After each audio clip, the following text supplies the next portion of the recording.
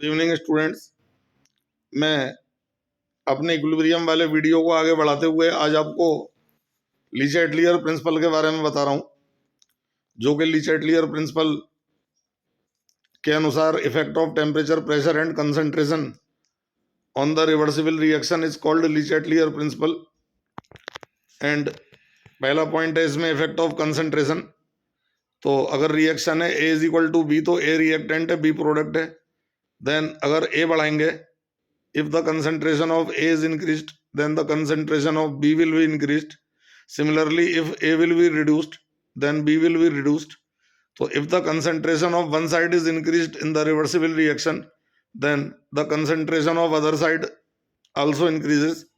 And if the concentration of one side is decreased in the reversible reaction, then the concentration of other side will also decrease. तो अगर एक side बढ़ाएंगे तो दूसरी side बढ़ जाती है, एक साइड घटाएंगे तो दूसरी साइड घट जाती है।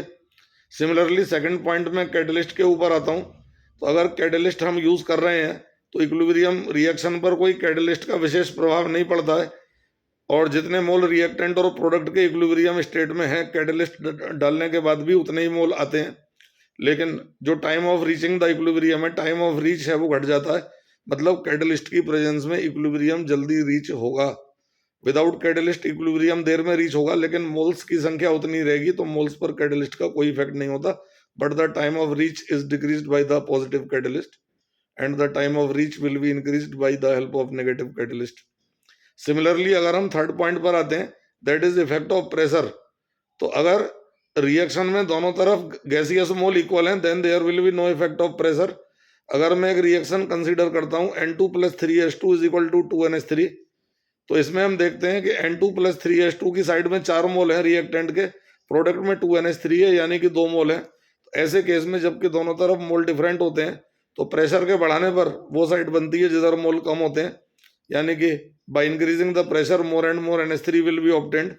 और अगर मैं NH3 बढ़ाऊंगा तो प्रेशर को घटाऊंगा, प्रेशर को घटाने पर ज्यादा मोल वाली साइड बनती है। तो N2 + 3H2 is equal to 2NH3 में जो ज्यादा मोल वाली साइड है वो ज्यादा बनेगी अगर मैं प्रेशर को घटाऊंगा। N2 + 3H2 are more and more obtained by decreasing the pressure, and by increasing the pressure more NH3 is obtained because in the NH3 side the number of moles are less. Similarly अगर मैं temperature के effect की बात करूं, तो temperature के according reactions are classified into 2 classes. One is called endothermic reaction and other is called exothermic reaction. So that in the endothermic reaction अगर मैं टेम्परेचर बढ़ाऊंगा, then more and more product will be obtained. If the reaction is endothermic, we must know that the heat is written on the left hand side. Then by increasing the temperature more product will be obtained, and bye decreasing the temperature more reactant will be obtained. Similarly if the reaction is exothermic, अगर reaction exothermic है, then इस प्रकार से होगी: A + B reversible arrow, C + D + heat, product के साथ heat निकल रही है, then the reaction will be exothermic, and all the exothermic reactions at lower temperature will give more products, and all the exothermic reactions at high temperature will give more reactants। ये बात हमें ध्यान रखनी होगी।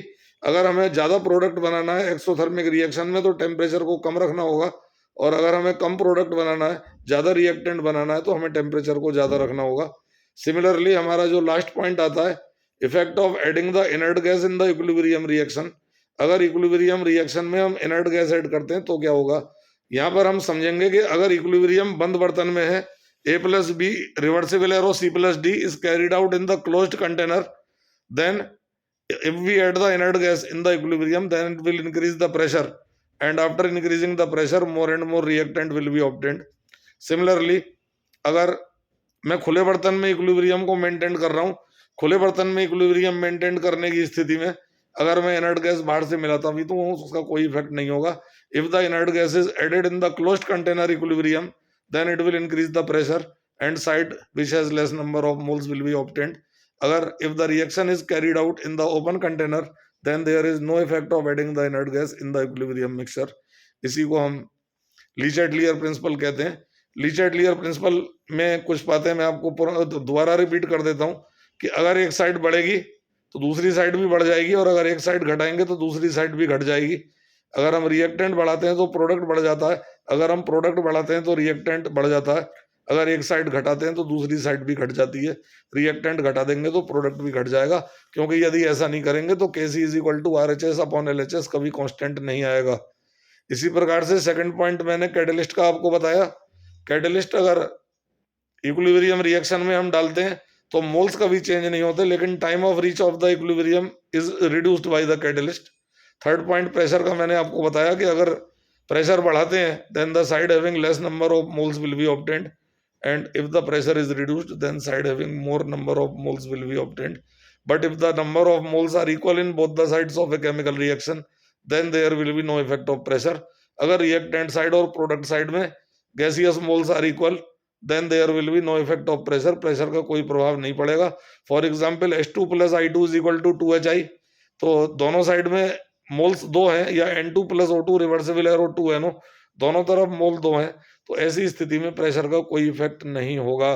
लेकिन अगर N2 प्लस 3H2 से 2NH3 बन रही है तो प्रोडक्ट में 2NH3 है यानी कि 2 मोल है, रिएक्टेंट में N2 प्लस 3H2 यानी कि 4 मोल है, तो प्रेशर के बढ़ाने पर मोर and more NH3 will be obtained, और प्रेशर के घटाने पर मोर and more N2 plus 3H2 will be obtained. Last point is of temperature. Endothermic reaction हमेशा हाई टेम्परेचर पर ज्यादा प्रोडक्ट देती हैं, और एक्सोथर्मिक रिएक्शन हमेशा लो टेम्परेचर पर ज्यादा प्रोडक्ट देती हैं। ये पॉइंट अगर हम रिमेंबर करेंगे तो ली चैटलियर प्रिंसिपल पर आने वाला कोई भी सवाल हमारा गलत नहीं होगा। This is all about the Lee Chatelier principal. इसके बाद मैं आपको एक बात बताना चाहता हूं कि जो सॉलिड का कंसंट्रेशन है उसे हमेशा 1 मान लेंगे। Always the concentration of solid will be assumed as 1। जैसे CaCO3 reversible arrow CaO plus CO2 है, then Kc will be only CO2। बाकी CO3 और CaO सॉलिड है तो उनका कंसंट्रेशन हम 1 ले लेंगे, then Kc is equal to CO2 into 1/1 and Kp will be calculated by pressure of CO2 into 1/1। और अगर सॉलिड को तो हमेशा 1 लेना ही लेना है, और अगर कोई सब्सटेंस लिक्विड है तो लिक्विड में हमें ये देखना होगा कि अगर प्योर लिक्विड है और उसके मोल हमें गिवन नहीं है then they will be taken as 1। और अगर हमें इक्विलिब्रियम के मोल दे रखे हैं, लिक्विड के मोल इक्विलिब्रियम पर हमें दे रखे हैं, देन वो जो मोल दे रखे हैं वही पुट करके हम Kc निकालेंगे। तो लिक्विड के साथ ये कंडीशन है, if the moles are not given for the pure liquid then the Kc will be calculated by taking the concentration as 1।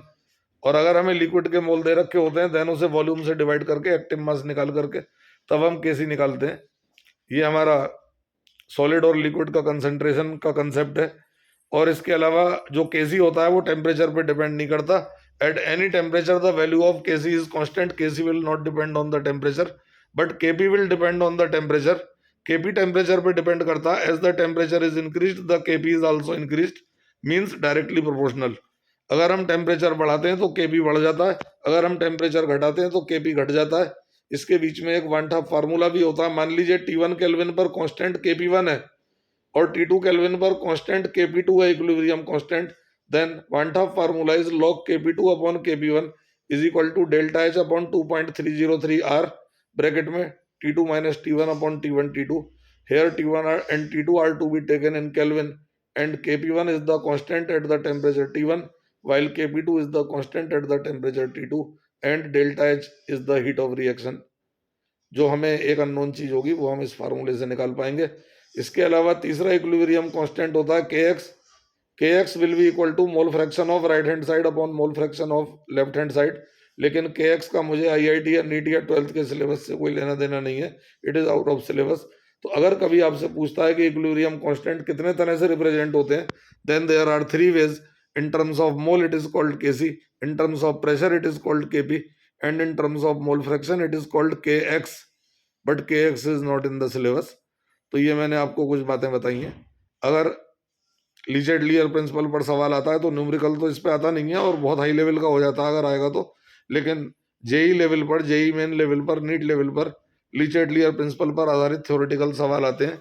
तो मैंने आपको अपने इस वीडियो में काफ़ी कुछ बताने की कोशिश की है, और अगर ये कंसेप्ट आप ध्यान से देखेंगे तो आप आराम से सवाल कर पाएंगे थ्योरेटिकल टाइप के। ज़्यादातर सवाल यही आता है कि किसी भी रिएक्शन को आपको दे देगा और आपसे कहेगा कि बताइए ज़्यादा से ज़्यादा प्रोडक्ट ऑब्टेंड करने के लिए मुझे क्या करना होगा, या ज़्यादा से ज़्यादा रिएक्टेंट ऑब्टेंड करने के लिए मुझे कौन सी कंडीशंस अप्लाई करनी होंगी, या रिएक्शन को रोकने के लिए क्या करना होगा, रिएक्शन को फिनिश करने के लिए क्या करना होगा।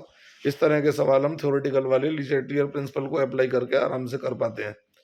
इस पर न्यूमेरिकल थोड़े हार्ड हो जाते हैं, तो वो जेई एडवांस में भले ही आ जाए, लेकिन जेई मेन और नीट लेवल तक कोई इस पर लीचेटलियर प्रिंसिपल पर न्यूमेरिकल नहीं आता है। तो मैं समझता हूँ कि वीडियो आपने ठीक से सुनी होगी और ये आपको लीचेटलियर प्रिंसिपल पर आधारित सवाल करने में हेल्पफुल सिद्ध होगी, ऐसी मैं आशा करता हूँ। और आगे भी हम आपको ऐसी अच्छी वीडियोस लेकर के हाजिर होते रहेंगे जो आपके लिए यूजफुल होंगी।